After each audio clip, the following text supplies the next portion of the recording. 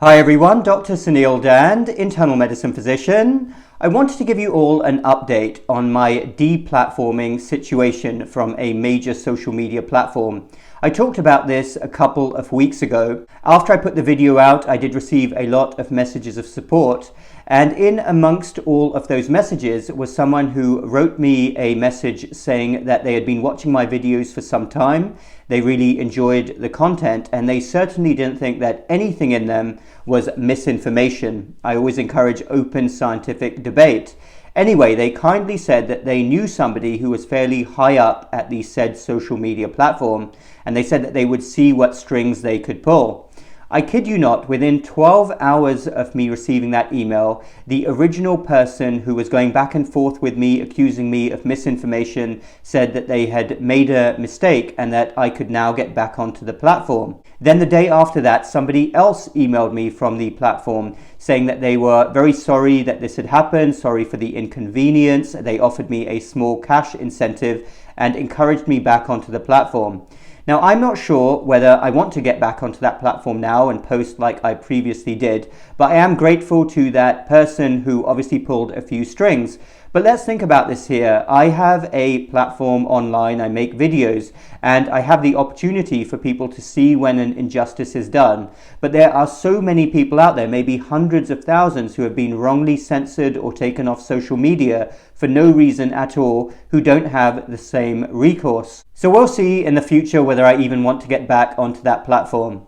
Now, I know a lot of people who follow me, who watch my videos, do so because they can see that I recognize a lot of the errors that have been made over the last year and a half, especially with our COVID pandemic response. I'm somebody that's been working at the front lines the whole time. I've treated hundreds of COVID-19 patients, and I know what a serious illness it can be in some people.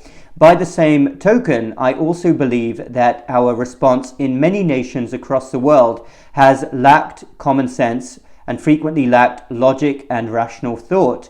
I do believe that we could have dealt with this in a much more calm, common sense way that would have avoided a lot of the collateral damage that we have seen. And I still stand by that to this day. That's what I truly believe. I want to talk now about groupthink. And I have pulled this definition from Wikipedia of all places. See what you think of this. Groupthink is a psychological phenomenon that occurs within a group of people in which the desire for harmony or conformity in the group results in an irrational or dysfunctional decision-making outcome. Cohesiveness or the desire for cohesiveness in a group may produce a tendency among its members to agree at all costs. This causes the group to minimize conflict and reach a consensus decision without critical evaluation. Groupthink is a construct of social psychology, but has an extensive reach and influences literature in the fields of communication studies, political science, management, and organizational theory, as well as important aspects of deviant religious cult behavior. Groupthink is sometimes stated to occur more broadly within natural groups within the community. For example, to explain the lifelong different mindsets of those with differing political views. However, this conformity of viewpoints within a group does not mainly involve deliberate group decision-making and might be better explained by the collective confirmation bias of the individual members of the group. The term was coined in 1952 by a gentleman called William White. Groupthink requires individuals to avoid raising controversial issues or alternative solutions, and there is loss of individual creativity, uniqueness, and independent thinking. The dysfunctional group dynamics of the in-group produces an illusion of invulnerability, an inflated certainty that the right decision has been made.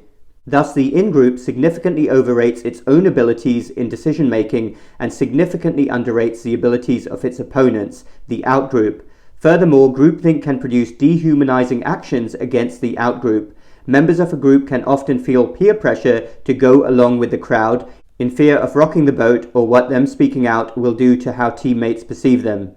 Group interactions tend to favor clear and harmonious agreements, and it can be a cause for concern when little to no new innovations or arguments for better policies, outcomes, and structures are called to question. Groupthink can be considered by many to be a detriment to companies, organizations, and in any work situations. Most positions that are senior level need individuals to be independent in their thinking. Groupthink also prohibits an organization from moving forward and innovating if no one ever speaks up and says something could be done differently. So I am sure that a lot of people watching right now will identify with the phenomenon that I have described there. Groupthink is a very real thing. We as humans are capable of great marvels collectively, but we're also capable of collective madness as well. And it was true 1,000 years ago, and it will be true in 1,000 years' time. It is simply part of our DNA.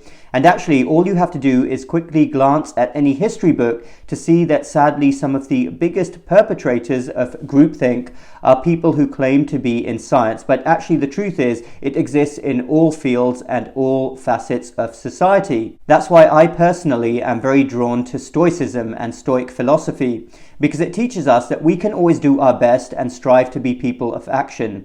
But there are certain realities that we must accept, whether it's human nature or how societies work, how things pan out over time. It's true that sometimes we just have to simply stay as calm as we can and ride out the storm, while hoping and knowing actually that better days will be ahead. But there's very little that we can do to control certain things. Marcus Aurelius, the great Roman emperor, one of the greatest Stoic philosophers, said a lot about this topic. So let me know what your thoughts are then on those two issues, big tech censorship and groupthink. Do they actually overlap? That's also another interesting topic. And speaking of big tech censorship, I hope those of you who haven't had a chance yet can join me on locals.com. It is a platform which is uncensored and encourages open debate. The link is down below. We already have a great community going there. We have to start moving away from these big tech monopolies anyway. Thank you all for listening. I hope you all have a great weekend ahead.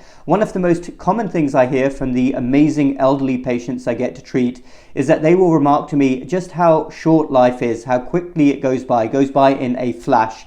Life is for living. We must enjoy it while we can.